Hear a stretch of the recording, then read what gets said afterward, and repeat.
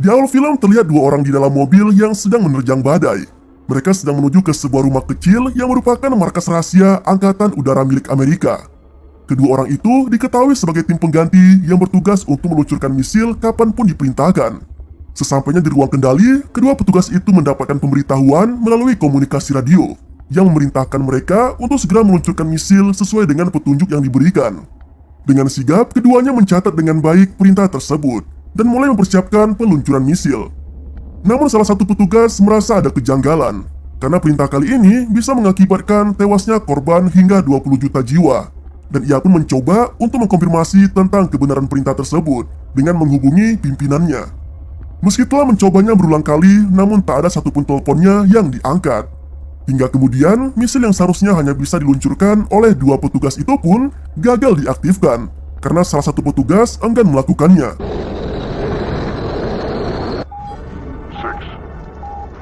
Sir, we have a launch order, sir.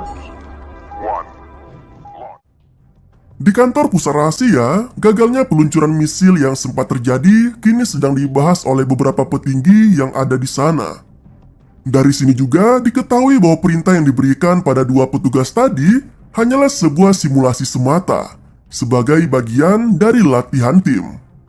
Namun sayangnya simulasi seperti itu selalu berakhir dengan kegagalan, karena ketidaksiapan dari para petugas itu sendiri. Salah satu perwakilan dari Gedung Putih yang bernama Arthur Cabot juga sempat menuturkan bahwa kegagalan simulasi merupakan gambaran dari gagalnya latihan yang dilakukan oleh Angkatan Udara. Bahkan ia menuturkan selama ini ada sekitar 22% kegagalan simulasi yang seolah mengharuskan adanya perubahan sistem di sana. Namun berbeda dengan Jenderal Bringer yang justru lebih membela para bawahannya dan berdalih jika kesatuannya akan melakukan proses evaluasi lagi terkait penyaringan psikologis pada setiap petugasnya. Harapannya tentu saja agar kelak setiap perintah benar-benar bisa dijalankan oleh setiap petugas tanpa terlalu memikirkan faktor psikologi mereka. Mendengar keterangan tersebut, Dr. John yang juga dari tadi sangat kesal dengan seringnya kegagalan simulasi yang dilakukan, akhirnya mencetuskan idenya yang selama ini telah merancang sebuah sistem di mana semua keputusan akan diambil secara otomatis oleh sistem komputer.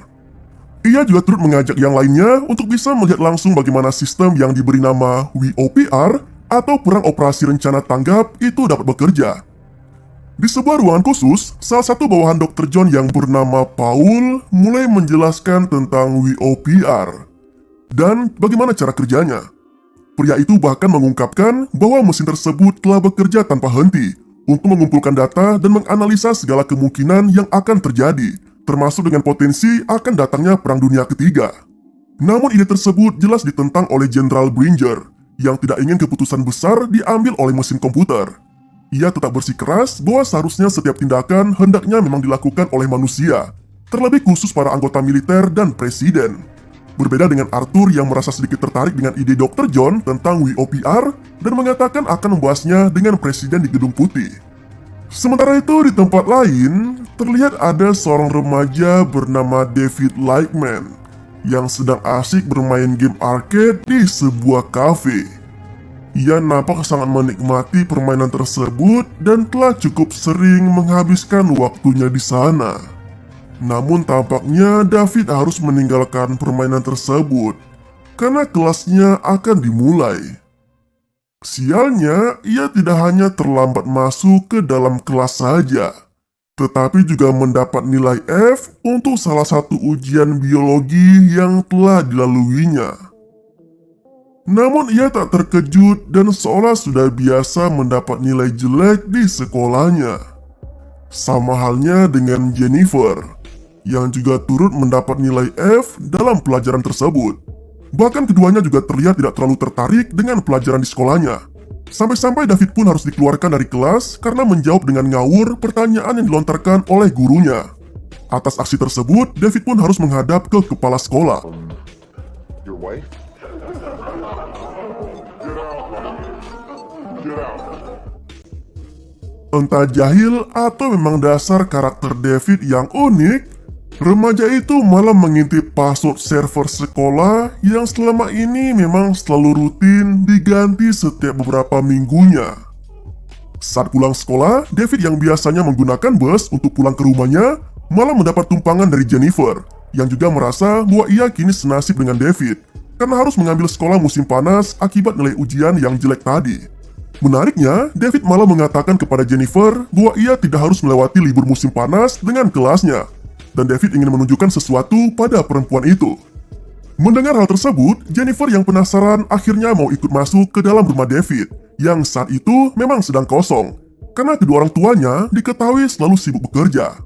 Dari sini sedikit terlihat bagaimana karakter David yang bisa terbentuk menjadi anak nakal dan juga pemalas. Meski sebenarnya ia juga pintar, termasuk dengan background keluarganya yang cukup berada karena bisa menyediakan berbagai peralatan komputer lengkap untuk David, yang pada saat itu memang hanya dimiliki oleh kalangan orang berduit saja. Dalam aksinya, David bisa dengan mudah masuk ke server sekolah dan mengubah nilai biologinya dari F menjadi C. Sama halnya dengan nilai Jennifer yang turut diubahnya. Namun tampaknya perempuan itu tak begitu suka dengan aksi tersebut. Jennifer masih khawatir bakal ketahuan telah berbuat curang. Dan alhasil ia pun menyuruh David untuk mengubah kembali nilainya seperti sebelumnya. Lalu meninggalkan rumah tersebut dengan cara yang tidak santuy.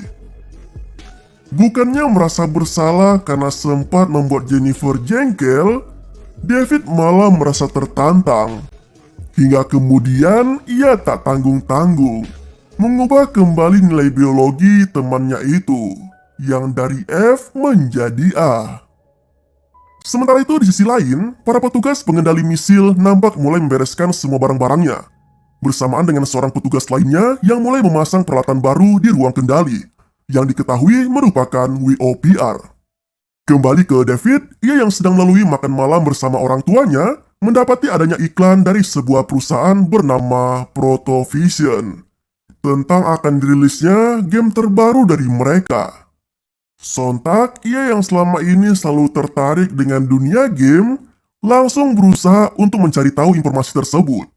Namun, bukan David namanya, jika ia harus menunggu jadwal rilis game tersebut untuk bisa memilikinya. Ia malah berpikir lebih jauh lagi untuk bisa segera mendapatkan prototipe dari game tersebut.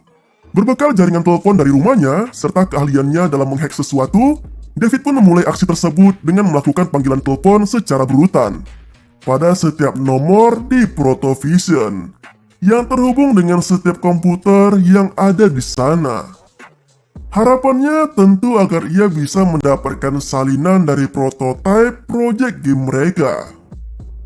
Keesokan harinya, David yang sedang bermain game arcade tiba-tiba didatangi oleh Jennifer yang telah berubah pikiran dan menginginkan agar temannya itu bisa kembali mengubah nilainya lebih baik. Untungnya, David yang memang dari awal sudah mengubah nilai Jennifer menjadi A, tidak perlu repot-repot lagi untuk menghack server sekolahnya. Apalagi komputernya saat ini juga sedang digunakan untuk meretas Protovision. Jennifer yang mendengar hal itu jelas sangat senang karena ia tak perlu lagi memikirkan tentang sekolah musim panas. Terlebih nilainya juga mendapat A yang selama ini memang diinginkannya. Perempuan itu juga sempat tertarik ketika melihat aksi David saat sedang meretas server Protovision. Namun ia mulai menemukan kejanggalan saat mendapati sejumlah daftar nama game yang terdengar asing dan cukup aneh untuk sebuah nama game. Alhasil, ia pun membawa printout dari daftar nama tersebut ke salah satu temannya yang bernama Jim. Di kantor Jim, David memperlihatkan daftar nama game yang telah didapatnya itu dan meminta informasi apapun yang diketahui oleh temannya tersebut. Namun Jim yang tidak mengetahui apapun tentang informasi yang dibawa David jelas tak bisa berbuat banyak. Untungnya salah satu rekan kerjanya yang bernama Melvin menyarankan David untuk mencoba satu demi satu permainan yang berada dalam daftar tersebut.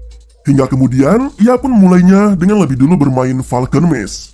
Untuk bisa mencapai permainan tersebut jelas tidaklah mudah. David bahkan sampai berulang kali gagal untuk masuk ke dalam permainan itu. Hari-hari pun ia lalui dengan terus mencari informasi apapun yang berhubungan dengan Falcon Maze.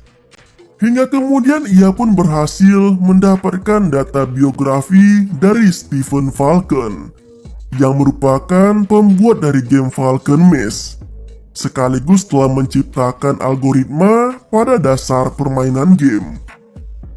Tak terasa seminggu pun berlalu, dan David masih belum juga bisa mengakses satupun game yang diinginkannya. Bahkan Jennifer yang selama ini kehilangan sosok David, akhirnya mengunjungi teman kelasnya itu. Mereka pun mulai membahas kembali mengenai sosok Falcon yang kini hanya bisa dilihat dalam video biografinya saja.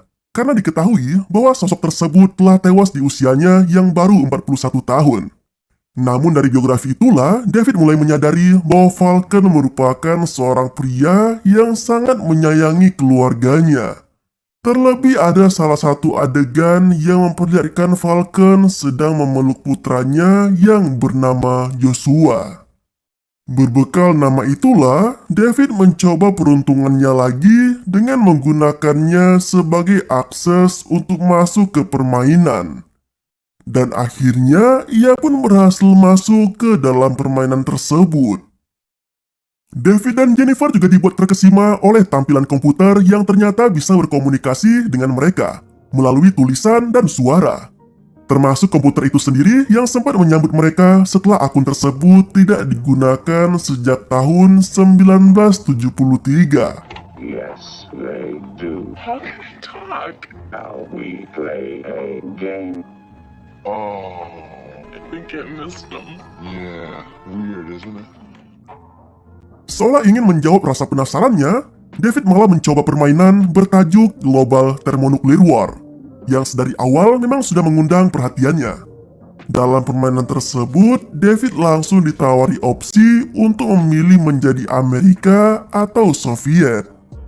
Dan ternyata, ia malah lebih tertarik untuk menjadi orang Rusia. Tidak hanya itu, David juga diminta untuk menuliskan kota atau negara bagian di Amerika yang akan menjadi sasarannya nanti. Di waktu yang sama, hal tak terduga justru dialami oleh Satuan Angkatan Udara Amerika. Karena saat itu juga tiba-tiba peringatan akan adanya serangan nuklir terdengar di tempat tersebut. Semua pasukan pun dibuat panik, tak terkecuali dengan Jenderal Bringer. Apalagi radar menunjukkan bahwa serangan nuklir akan terjadi hanya dalam beberapa menit saja. Alhasil jenderal itu pun memutuskan untuk menggerakkan semua pasukan tempurnya untuk menggagalkan serangan tersebut. Kembali ke David, ia bersama Jennifer masih terlihat asik di depan layar komputernya. Seolah benar-benar tak menyadari bahwa yang dilakukannya ternyata telah membuat gempar markas militer Amerika. Namun aksi mereka tak berlangsung lama, karena tiba-tiba orang tua David memanggilnya untuk segera membereskan kekacauan yang baru saja dibuat oleh anjing mereka di tempat sampah. Alhasil ia pun meninggalkan kamarnya sembari mematikan komputernya.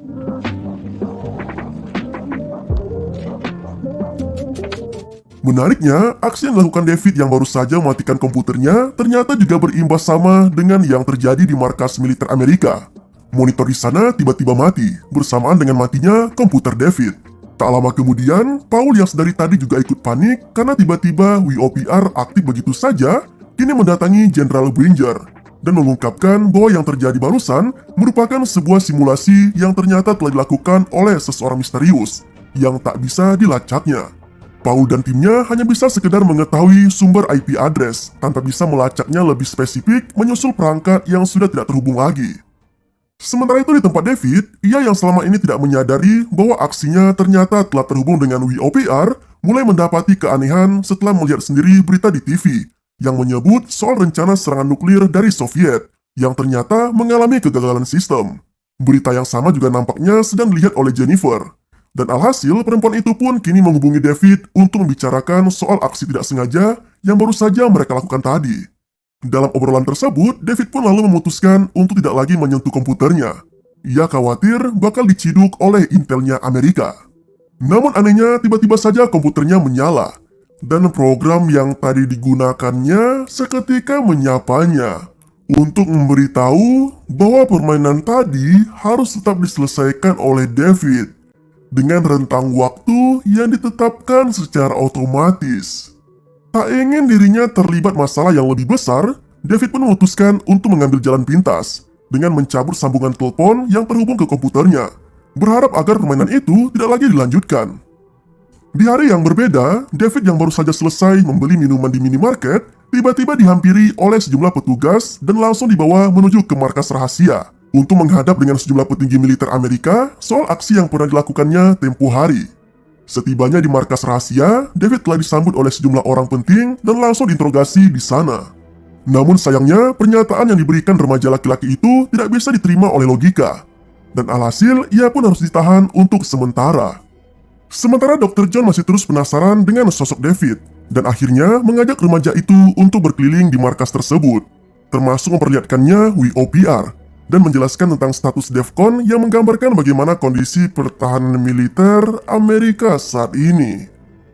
Dalam keterangannya, Dr. John mengungkapkan bahwa DEFCON memiliki urutan angka sesuai kondisinya, di mana semakin besar angkanya, maka semakin aman kondisi di sana. Namun lain halnya jika DEFCON menunjukkan angka 1, yang mengindikasikan sebagai Perang Dunia Ketiga akan dimulai. Sialnya, semua keterangan yang diberikan oleh David masih juga dianggap sebagai keterangan palsu. Bahkan saat ia menjelaskan bahwa dirinya yang dihubungi sendiri oleh WOPR atau yang ia sebut sebagai Joshua, malah semakin dituduh sebagai mata-mata Soviet yang ingin menghancurkan Amerika. Tak sampai di situ saja, David yang ingin menunjukkan sendiri tentang cara kerja Joshua menggunakan komputer kerja milik Dr. John, malah disangka sedang melakukan aksi peretasan. Alhasil ia pun harus ditahan di ruangan khusus.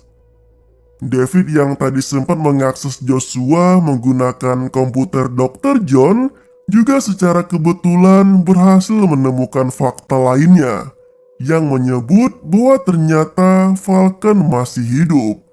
Dan ia kini menggunakan identitas barunya dengan nama Dr. Robert, lengkap dengan alamat tempat tinggalnya. Di dalam ruangan tersebut, David yang belum ingin menyerah mulai mencari cara untuk bisa kabur dari sana. Berbekal barang-barang yang ditemukannya, ia pun berhasil keluar dari ruangan tersebut.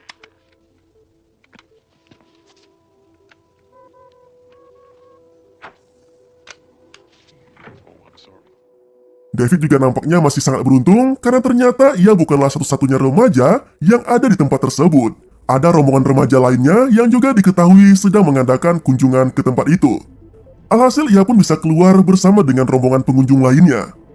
Dalam pelariannya, David sempat menelpon Jennifer untuk memberikannya pinjaman uang agar bisa kabur dari tempatnya saat ini, termasuk juga untuk mewujudkan rencananya mendatangi alamat Falcon sesuai dengan petunjuk yang sempat diberikan oleh Joshua tadi. Dan mereka pun bertemu di Seattle yang kemudian langsung melanjutkan perjalanannya lagi untuk mendatangi Falcon. Berbekal alamat yang ia dapat dari Joshua, David bersama Jennifer akhirnya bisa sampai ke sebuah tempat dan bertemu dengan seorang pria yang diyakini sebagai Falcon atau Dr. Robert. Awalnya Jennifer sempat menanyakan identitas dari pria itu, namun tetap disangkalnya. Hingga kemudian, barulah pria itu mulai mengakuinya ketika David menyebutkan alasannya datang ke tempat itu, karena permintaan dari Joshua. Di dalam rumahnya, Falcon mulai menjelaskan tentang tatanan kehidupan dunia yang akan tetap menemui akhirnya. Seperti ketika zaman dinosaurus, hingga kini tiba era manusia sebagai penguasa dunia.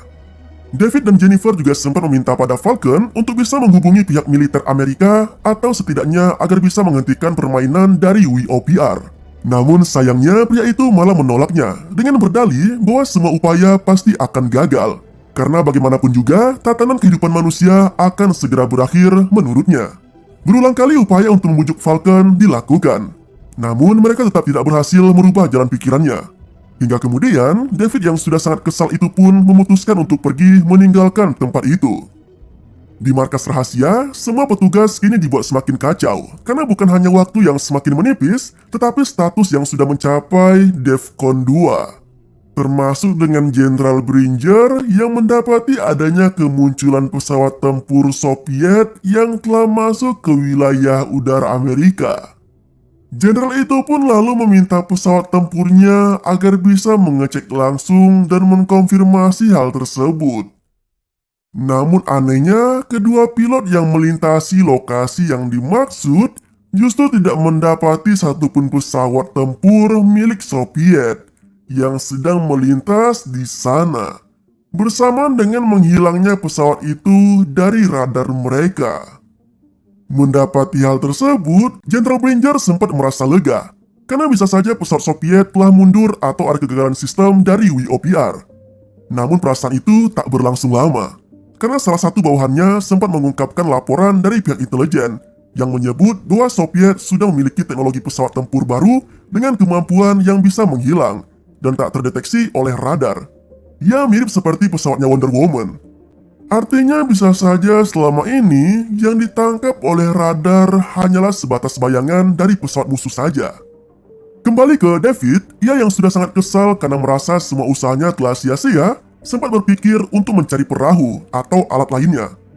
Namun tak lama kemudian, sebuah helikopter tiba-tiba datang menghampiri mereka. David dan Jennifer sempat berlarian untuk kabur, karena mengira bahwa itu merupakan heli dari petugas militer yang akan menangkap mereka. Namun secara tak terduga, helikopter itu justru dikendalikan oleh Falcon, yang langsung meminta mereka untuk segera naik dan menuju ke markas rahasia. Di markas rahasia, peringatan kembali berbunyi dengan memperlihatkan sejumlah serangan misil yang siap diluncurkan oleh pihak Soviet. Jenderal Bringer yang mendapati hal itu sempat dibuat ragu, sekaligus khawatir jika itu semua mungkin saja merupakan sebuah simulasi belaka. Namun Dr. John justru mengungkapkan bahwa itu bukanlah simulasi, melainkan kondisi yang sedang nyata terjadi. Perasaan sang jenderal pun semakin tak menentu ketika mendapati laporan dari bawahannya yang menyebut bahwa Presiden sempat berbicara dengan pihak Soviet tentang aksi peluncuran misil. Namun anehnya, Soviet justru mengaku tidak tahu sama sekali tentang aksi tersebut. Jenderal Bringer yang mendengarnya jelas tidak percaya begitu saja pada pihak Soviet. Alhasil, ia pun meningkatkan statusnya menjadi Defcon 1 dengan seluruh persenjataan Amerika yang siap untuk melakukan serangan dan menggagalkan aksi peluncuran misil oleh Soviet. Sementara itu, Falcon bersama dua remaja itu kini terlihat sudah mulai semakin dekat dengan markas rahasia. Meski harus bersusah payah menuju ke lokasi tersebut, mereka semua akhirnya berhasil masuk tepat ketika status Defcon 1 diberlakukan. Tak ingin membuang waktunya, Falcon langsung menemui Dr. John yang ternyata juga merupakan kawan lamanya selama bekerja di sana, termasuk dengan Jenderal Bringer untuk menyatakan fakta yang sebenarnya terjadi selama ini. Dalam kesempatan itu, Falcon mengungkapkan bahwa semua yang ada di tampilan radar hanyalah sebatas permainan saja yang telah ia sempurnakan hingga menyerupai tampilan aslinya. Tak mudah nampaknya bagi Falcon untuk meyakinkan jenderal itu. Namun pada akhirnya, sang jenderal berhasil mempercayainya dan memutuskan untuk menggagalkan seluruh serangan kepada Soviet. Keputusan tersebut nampaknya merupakan langkah yang tepat karena ternyata tidak ada satu ledakan pun di wilayah Amerika, seperti yang ditampilkan oleh radar dari WOPR. Kegembiraan pun jelas terasa di ruangan itu. Sialnya kegembiraan itu juga tidak berlangsung lama, karena tiba-tiba perintah untuk menarik kembali misil Amerika tidak dituruti oleh WOPR. Seolah menunjukkan bahwa sistem komputer itu kini sudah bisa berpikir sendiri dan tidak mau lagi menuruti perintah manusia. WOPR bahkan terlihat tengah mencari sendiri kode peluncuran misil melalui tampilan layarnya dan menutup akses pada komputer lainnya. Dalam kondisi yang semakin terdesak, apalagi hanya ada 5 menit tersisa bagi WOPR untuk bisa menemukan kode peluncurannya sendiri.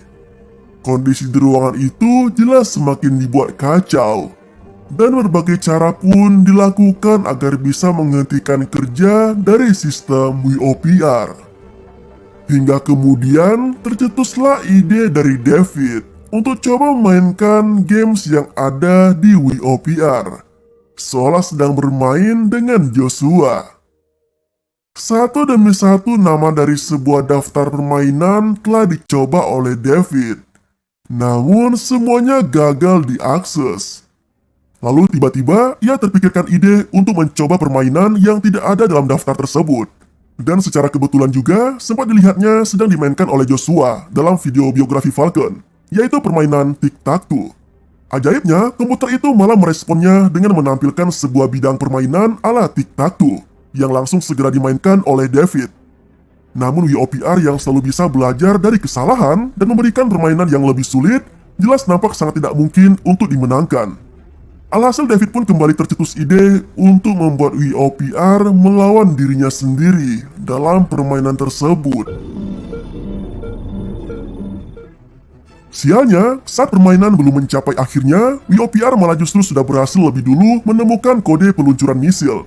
Alhasil sejumlah misil Amerika pun langsung aktif dan siap meluncur ke lokasi yang ditentukan. Namun uniknya, hal yang sama ketika bermain tic-tac-toe juga diterapkan oleh WOPR dalam menentukan lokasi peluncuran misilnya. Simulasi tersebut ditujukan agar WOPR bisa memperoleh potensi kemenangan terbesar dari aksi tersebut. Untungnya, dari semua daftar lokasi target, tidak ada satupun yang memberikan hasil kemungkinan untuk menang. Alhasil, WOPR pun membuat kesimpulannya sendiri dengan menyatakan bahwa kemenangannya hanya bisa didapatkan tanpa melakukan aksi apapun. Seolah menegaskan bahwa perang pada akhirnya tidak akan memberikan keuntungan pada pihak manapun, melainkan hanya akan melahirkan kehancuran dan kesengsaraan bagi umat manusia. Dari hal itu, sorak gembira pun terdengar seisi ruangan yang menggambarkan betapa leganya mereka setelah melalui bayang-bayang kehancuran dari dunia. Dan film pun berakhir dengan begitu santuy.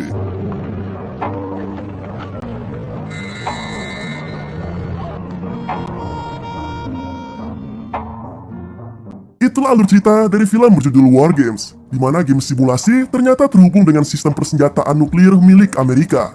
Di mana jika Perang Dunia III pada film ini benar terjadi, maka dunia tidak akan sesantuy ini.